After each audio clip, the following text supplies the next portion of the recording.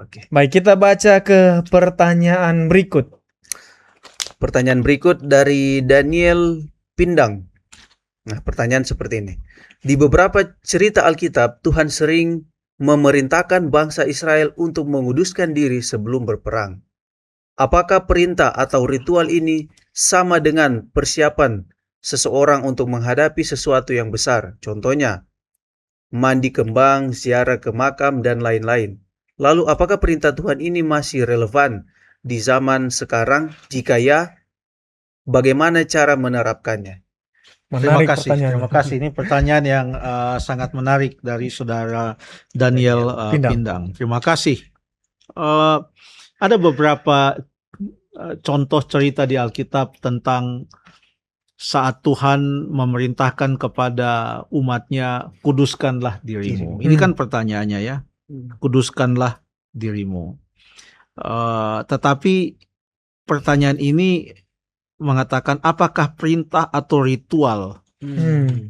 Jangan karena itu perintah lalu kita katakan ini ada suatu ritual. Apakah kuduskan diri itu adalah langsung kita katakan sebuah ritual?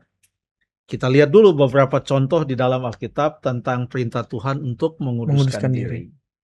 Salah satunya kita buka di dalam Yosua pasal yang ketiga,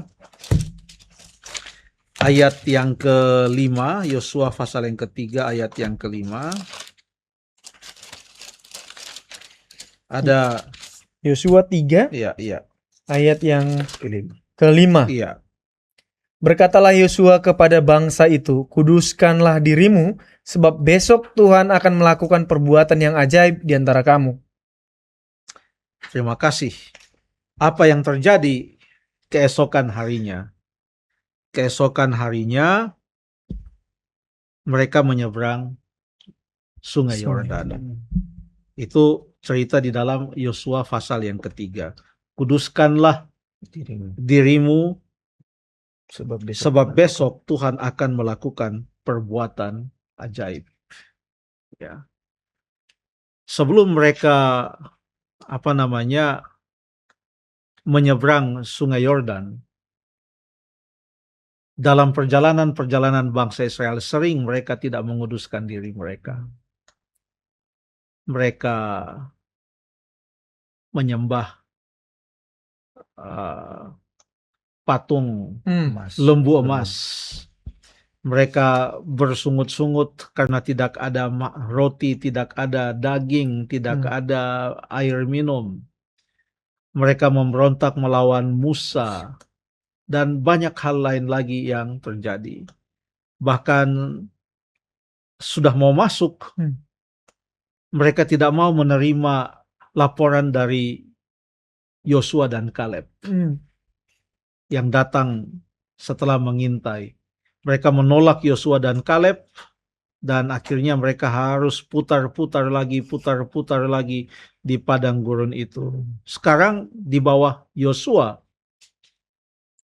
mau memastikan dan Tuhan mau memastikan bahwa untuk menerima suatu perbuatan besar dari Tuhan, jangan sampai mereka hidup dengan tidak dekat dengan Tuhan. Jangan sampai mereka menyembah berhala. Jangan sampai mereka punya ilah-ilah lain. Jangan sampai hati mereka tidak bersyukur.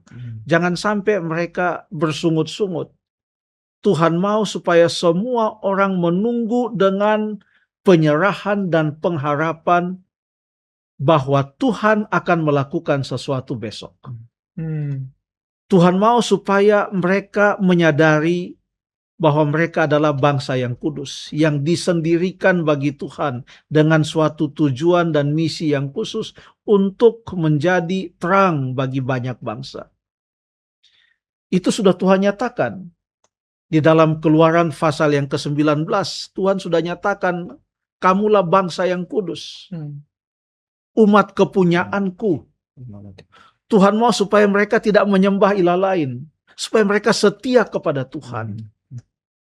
Dan Tuhan sudah menjanjikan kepada mereka, besok aku akan melakukan perbuatan ajaib. Pastikan bahwa engkau betul-betul setia kepadaku.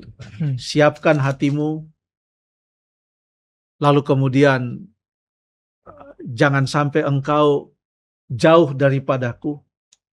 Menunggulah dengan doa, berharaplah kepadaku, tujukanlah hatimu kepadaku, kuduskanlah dirimu. Engkau adalah umat yang kudus. Aku akan melakukan satu pekerjaan yang besar. Bukan hanya di dalam Yosua pasal yang ke-3 ayat yang ke-5 saja. Ada contoh yang lain. Pada waktu mereka mau melawan kota Yeriko yang begitu besar, artinya yang dianggap tidak mungkin lah, temboknya yang tebal dan lain sebagainya.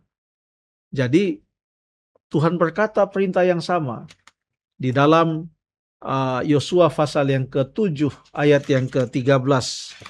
Yosua pasal yang ke-7 ayat yang ke-13. Kita baca ayatnya di sana. Yosua 7 ayat 13. Ya. Bangunlah, kuduskanlah bangsa itu dan katakan, kuduskanlah dirimu untuk esok hari, sebab demikianlah firman Tuhan Allah Israel. Hai orang Israel, ada barang-barang yang dikhususkan di tengah-tengahmu, kamu tidak akan dapat bertahan menghadapi musuhmu sebelum barang-barang yang dikhususkan itu kamu jauhkan dari tengah-tengah kamu. Ini satu contoh, karena ternyata waktu mereka sudah berhasil mengalahkan kota Yeriko, ada kota yang lebih kecil dari Yeriko. Mereka anggap enteng dan mereka pikir sebenarnya kalau mereka setia bisa. Tapi ternyata ada dosa yang terjadi, yaitu Akan. Itulah cerita Akan di situ. Padahal Tuhan sudah katakan tidak ada satu orang pun yang harus mengambil itu barang-barang. Semuanya ditumpas. Akan lihat ini ada kain-kain yang bagus, harta yang sungguh luar biasa dia ambil. Itu di pasal 7 ayat 21. Aku melihatnya, katanya. Aku mengingininya, lalu aku mengambil dan menyembunyikannya, dia bilang. Dan Tuhan mengatakan, waduh, kalian kalah, dan mereka sampai menangis. Kenapa kami kalah? Tuhan katakan ada sesuatu yang terjadi. Nah, ayat 13 dalam Yosua pasal yang ke-7 menerangkan kepada kita apa artinya menguduskan diri. Ini bukan ritual. Seperti yang digambarkan di sini, ziarah mandi kembang dalam pertanyaan ini ya, saya hanya baca. Ini bukan ritual seperti yang hal-hal tersebut. Yang terjadi, yang dikatakan di ayat 13 adalah,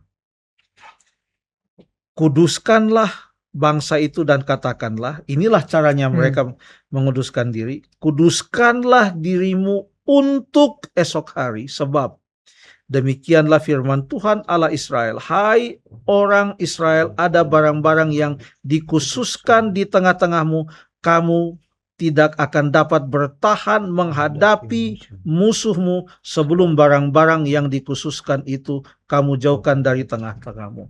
Menguduskan diri artinya kalau ada dosa diakui. Dalam hal ini, akui dosa-dosamu. Siapkan hatimu untuk menerima jawaban Tuhan.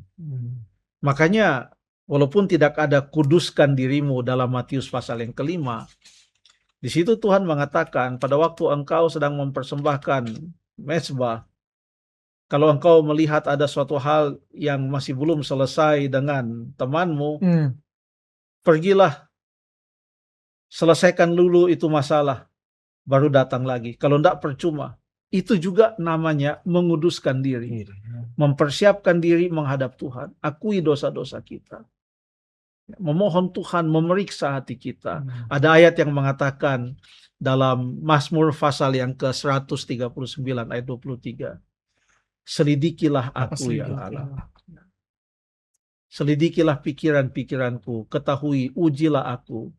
Apakah jalanku ini serong ataukah aku jalan di jalan yang benar. Ada ayatnya. Jadi itu yang dimaksudkan dengan menguduskan diri. Bukan ritual seperti yang digambarkan oleh saudara Daniel Pindang. Terima kasih. Terima kasih pendeta.